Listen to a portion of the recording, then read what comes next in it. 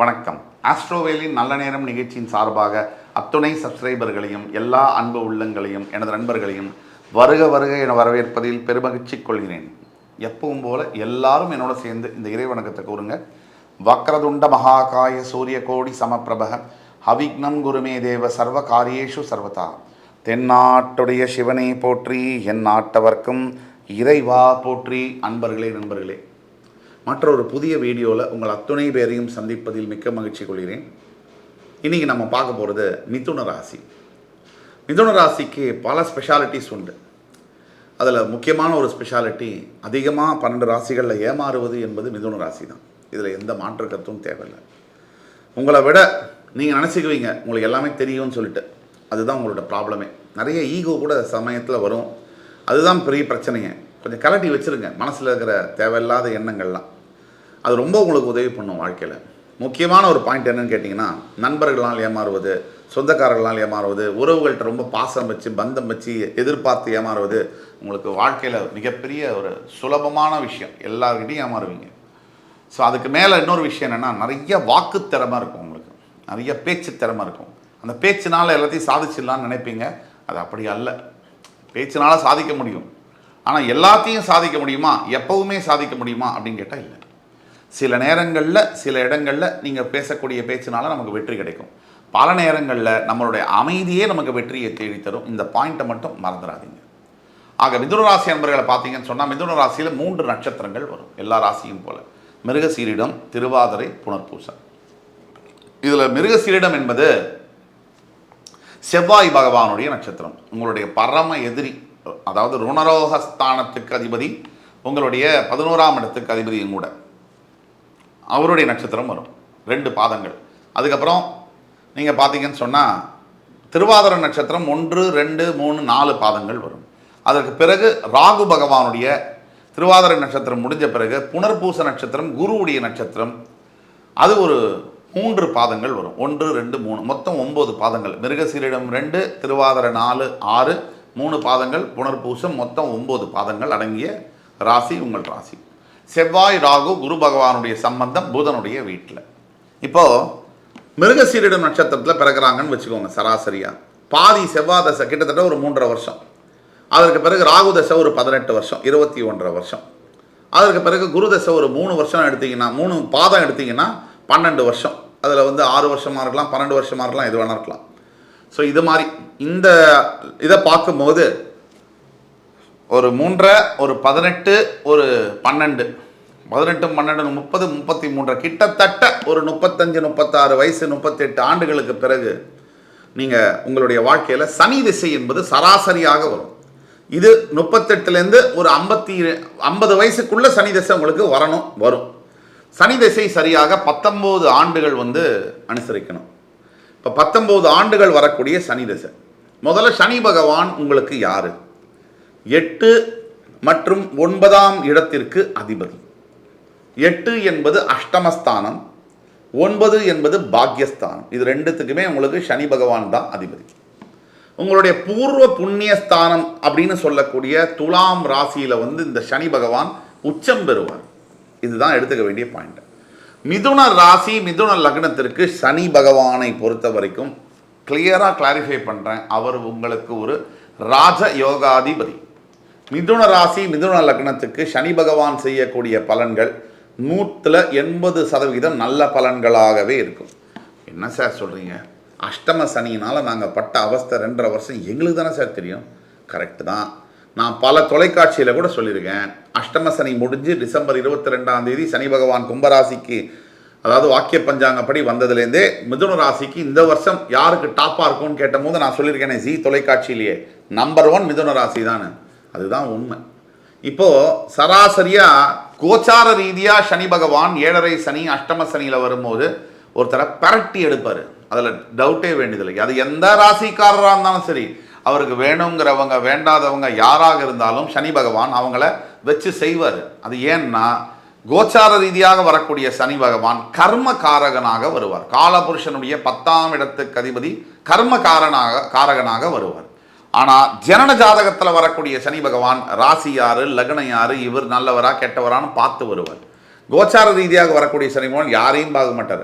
ஒரு கூட்டமாக இருக்கிற இடத்துல போலீஸ்காரர் லத்தியால் அடிக்கிறார்ல, அது நல்லவன் கெட்டவன் இருப்பான், அதெல்லாம் பார்க்காத அந்த போலீஸ்கார மாதிரி வருவார்.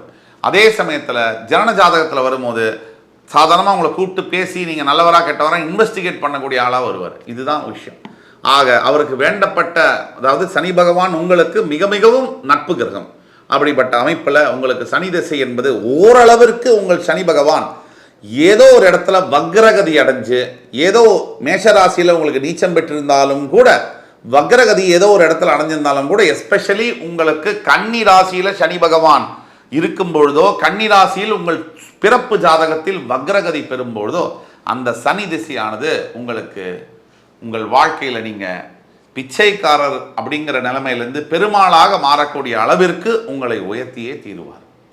சனி பகவானை போல கொடுப்பவர் எவரும் இல்லை. சனி கொடுப்பார், எவர் தடுப்பார் என்ற அடிப்படையில் மிதுன லக்ன மிதுன ராசி நேயர்களுக்கு சனி பகவானுடைய திசையானது உங்களுடைய வாழ்க்கையில் இப்போ நீங்கள் 35லேருந்து ஒரு 55 56 வயசுக்குள்ளே இருக்கீங்கன்னு சொன்னால், சனி திசை நடக்குதுன்னு சொன்னால் உங்களை வெல்ல யாராலும் முடியாது. ப்ரொவைடட் சில பேராமீட்டர்ஸ் இருக்குது. உங்களுடைய சனி பகவான் எங்கே இருக்காரு, அவர் வக்ரகதி அடைஞ்சிருக்காரா, நீச்சமாயிருக்காரா, நீச்சமோ வக்ரமோ அடைஞ்சிருந்தால் நல்ல பலனை கொடுப்பார். அது மட்டுமே வா இல்லை, நட்சத்திர பாதம் பார்க்கணும். நட்சத்திர பாதம் எந்த பாதத்தில் இருக்கிறார், சுப கிரகங்களுடைய தொடர்பு அவருக்கு இருக்கா இல்லையாங்கிறதெல்லாம் பார்த்து உங்களுடைய சுய ஜாதகத்தில் உங்களுக்கு ஏதேனும் சந்தேகம் இருக்குமானால் நீங்கள் பேமெண்ட் கட்டி எங்கள்கிட்ட ஆன்லைன் கன்சல்டேஷன் மட்டும்தான் பார்க்க முடியும். நீங்கள் கீழே கொடுக்கப்பட்ட நம்பரில் வாட்ஸ்அப்பில் தொடர்பு கொண்டு பேமெண்ட் பே பண்ணிவிட்டு எங்கள்கிட்ட வந்தீங்கன்னு சொன்னால் ஆன்லைனில் கன்சல்டேஷன் பண்ணி உங்கள் சுய ஜாதகத்தை பார்த்து துல்லியமாக உங்களுக்கு சொல்ல முடியும். அது மட்டும் இல்லை, உங்களுக்கு இந்த வீடியோ பிடிச்சதுன்னு சொன்னால் ஃப்ரெண்ட்ஸ், ஃபேமிலிஸ் அண்ட் ரிலேட்டிவ்ஸ்க்கு ஃபார்வர்ட் பண்ணுங்கள். ஏன்னா எங்கேயோ இருக்கக்கூடிய ஒருத்தருக்கு இந்த வீடியோவை பார்க்கறதுனால அவர்களுடைய வாழ்க்கையில் மிகப்பெரிய மாற்றங்கள் கண்டிப்பாக வரும். ஆக இந்த வீடியோவை நீங்கள் ஃபார்வர்ட் பண்ணுங்கள். கண்டிப்பாக மிதுன ராசி அன்பர்களுக்கு அசைக்க முடியாத வெற்றியை தரக்கூடிய ஒரே கிரகம் சனி பகவான். அடுத்தபடியாக இன்றைக்கு உள்ள கிரக சூழ்நிலையை பார்த்தோம்னா, சனி பகவான் உங்களுடைய பாக்கியத்திலேயே ஆட்சி பெற்று மூல திரிகோண ஸ்தானத்தில் உங்களோட பாக்யாதிபதி தன்னுடைய பாக்யஸ்தானத்தில் ஆட்சி பெற்று இருக்கிறதுங்கிறது பெரிய யோகம்.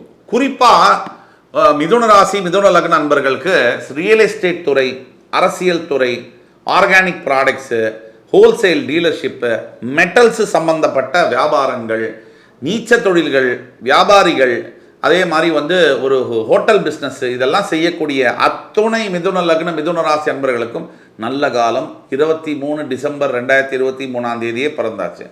இது உங்களுக்கு எவ்வளோ அளவுக்கு வேலை செய்யும், இல்லை வேலை செய்யுமா, செய்யவே செய்யாதா, செஞ்சால் எந்த அளவுக்கு வேலை செய்யுங்கிறது உங்களோட பிறப்பு ஜாதகத்தை பொறுத்தது.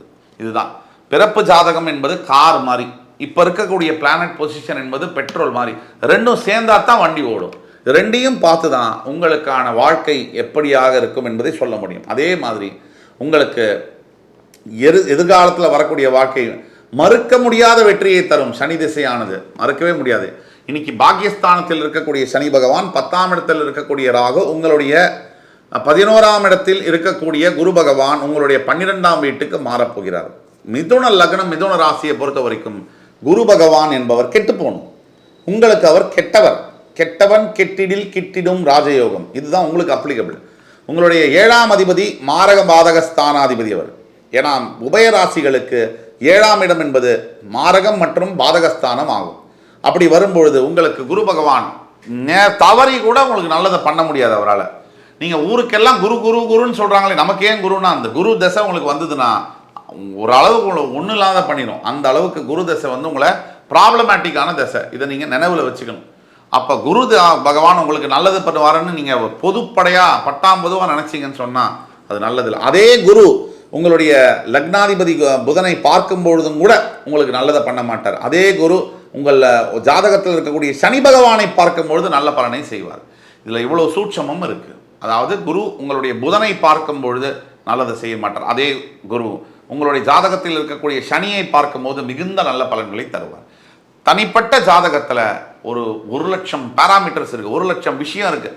அதை ஒழுங்காக பார்த்து ஒரு ஜாதகத்தில் ஒரு கிரகம் லக்னத்திலிருந்து எத்தனாவது பாவத்தில் இருக்குது, ராசியிலிருந்து எத்தனாவது பாவத்தில் இருக்குது, அந்த பாவத்தின் ஸ்தானம் கொடுத்த அதிபதியுடைய பலன் என்ன, அந்த கிரகம் நட்சத்திர பாதம் எந்த நட்சத்திர பாதத்தில் இருக்குது, அந்த பாத சாராதிபதியுடைய வலு என்ன, இதெல்லாம் வச்சு எந்த சுப கிரகங்கள் அசுப கிரகங்களுடைய பார்வை இருக்குது, நவாம்சம் மற்றும் பாவங்களில் அந்த கிரகத்துடைய நிலைமை என்ன, டிகிரிஸ் எந்த டிகிரிஸில் இருக்குது, ஆட்சி உச்ச வக்ர நீச்சமாக இருக்கா, இது அத்தனையும் வச்சு தான் ஒரு சின்ன பலனை சொல்ல முடியும். அந்த அளவிற்கு அஸ்ட்ராலஜி என்பது கொஞ்சம் காம்ப்ளெக்ஸான விஷயம். நீங்கள் நான் யாரை பற்றியும் தப்பாவோ ரைட்டாவோ பேசுகிறதுக்கு நம்ம ஆள் இல்லை. ஆனால் சரியான தகவல்கள் மக்களிடையே சரியான நேரத்தில் சென்றடைய வேண்டும் என்பது என்னுடைய முயற்சி, அவ்வளவுதான். ஆக என் உயிரினும் மேலான மிதுன லக்ன மிதுன ராசி நேயர்களே, உங்கள் அத்துணை பேருக்கும் வாழ்க்கை கண்டிப்பாக ஒளிமயமாகும். நீங்கள் தவறாமல் ஒவ்வொரு ஞாயிற்றுக்கிழமை தோறும் ஈஸ்வர ஆலயங்களில் பசுமாட்டிற்கு அகத்திக்கீரை கொடுத்து வரவும் உங்கள் வாழ்க்கையில் மிகப்பெரிய மாற்றங்களை நீங்கள் சந்திப்பீர்கள். அதே மாதிரி பிராணிகள், அதாவது 5 அறிவு கொண்ட பிராணிகளுக்கு உங்களால் இயன்ற உணவளிப்பது உங்களுக்கு மிகப்பெரிய அளவில் உயர்த்தும். வாழ்க்கையில் தவறாமல் செய்து வாருங்கள். என் அன்புமிக்க மிதுன ராசி நேயர்களே, உங்கள் அத்துணை பேரையும் மறுபடி சந்திக்கும் வரை உங்களிடமிருந்து விடைபெறுவது உங்கள் சுபாஷ் பாலகிருஷ்ணன். நன்றி, வணக்கம், வாழ்க வளமுடன்.